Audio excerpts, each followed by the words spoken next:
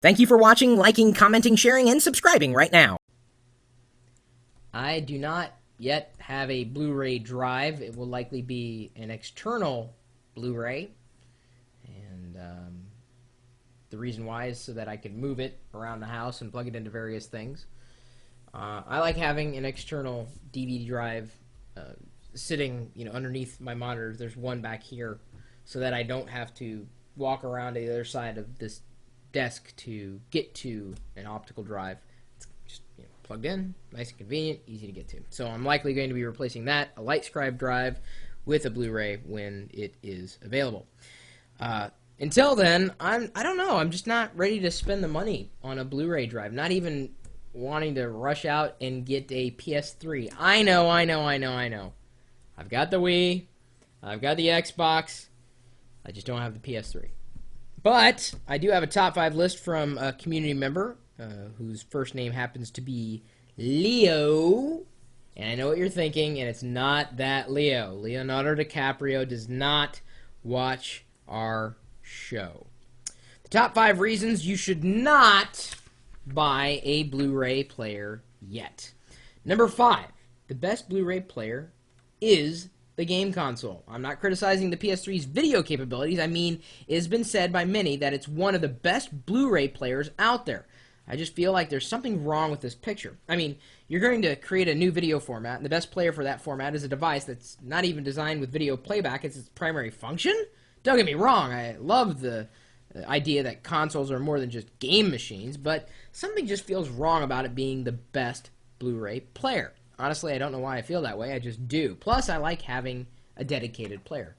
That is true, but, if it wasn't an external device that I could plug into a computer, it probably would be the PS3 that I'd get, just because, well, might as well, if I can get one with the other, and Blu-ray's not going away. Number 4, video availability. Now, this one's kind of important to me. This will probably become less of an issue in the coming months now that HD DVD is dead. I understand that there are great movies out there for the Blu. They are not numerous enough yet to warrant the investment. That's true. Not to mention, my televisions, they're nice televisions, HD TVs and whatnot, but they are only capable of really going up to 720p, and if you're going to get the full effect of like a Blu-ray disc, you'd really want a 1080p versus the 1080i, and yes, there is a difference. We've explained that in another video. I'm not going into it right now. Number 3, evolving standard. This is where I contradict myself a little. If you must purchase a Blu-ray player today, please get the PS3. I say this because almost all the current Blu-ray players are somewhat obsolete. The great majority of players out there are version 1.0, while the newer players are 1.1. Later this year, Sony will introduce 2.0 for their Blu-ray players. I may be wrong about this, but while most players will allow you to upgrade the firmware, none are Wi-Fi capable. The PS3 already has Wi-Fi built into it, so there's no need to route a broadband wire, and Sony has been excellent when it comes to extending its PS3 and PSP capabilities. That is true. That's very true. That's, in fact, why I like my PSP so much, and I give Sony credit because they're constantly updating the firmware. So maybe it's okay. So maybe he is making the case that I need to go out. I need to go out and get. Is he saying I need to go out and get a PS3? He's saying I shouldn't get it yet, but he's saying I need to go out and get it. I don't know. Maybe wait till holiday specials come out. Maybe I'll get it for my birthday. Who knows? Number 2, price. I am just not willing to pay the current prices for a Blu-ray player. When it comes down to about $200 or so, I'll entertain the thought. For now, I will assume a wait-and-see position. It's funny. There are still people who insist on using VCRs with little tape rewinders that are shaped like cars. Be kind. Rewind.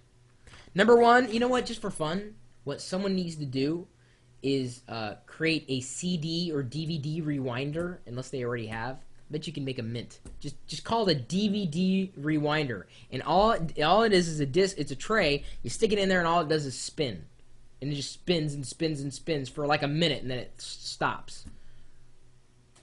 Wouldn't that be funny? It's a great gag gift idea. Come on. You just put it in there for a minute. It spins, but it spins the opposite direction that a CD or DVD normally spins. I'm sure someone's going to take that idea and make $1 billion off it. I'm not going to see a penny.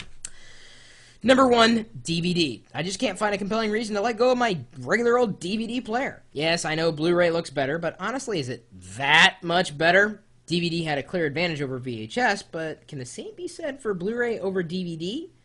I also don't feel like it has a killer app or must-have feature, at least in the movie or media capacity, and I'll get to that in a second.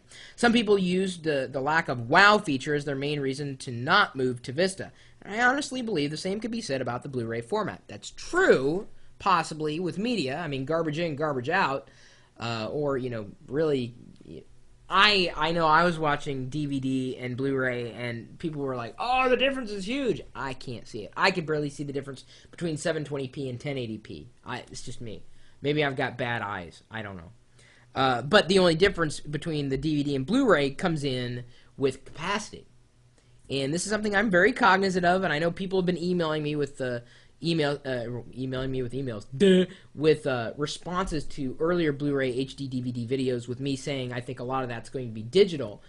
I think media is going digital, but in terms of transferring data back and forth, you know, having a disc on hand is certainly a good idea. Have a look at this. I will, but I can't click on it right now, but certainly we'll take a look at it later. Gizmodo always has good things, as does Engadget, as does your Gadget blog if you have one.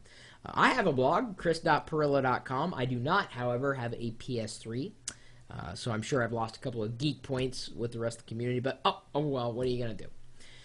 So my email address, in case you want to talk shop or hardware, technology in general, my email address is chris@pirillo.com. And you're also welcome to join us in the live chat room where we're typically talking tech, sometimes sharing industry stories, talking about you behind your back. So you don't want that to happen? Well, then just come into the chat room and we promise not to talk about you behind your back anymore. We'll just talk about you in front of your face. In a nice way. We are nice people around here, generally speaking. Anyway, join us anytime, day or night, 24 hours a day, 7 days a week, including at 2 in the morning, at live.pirillo.com. We'll see you later.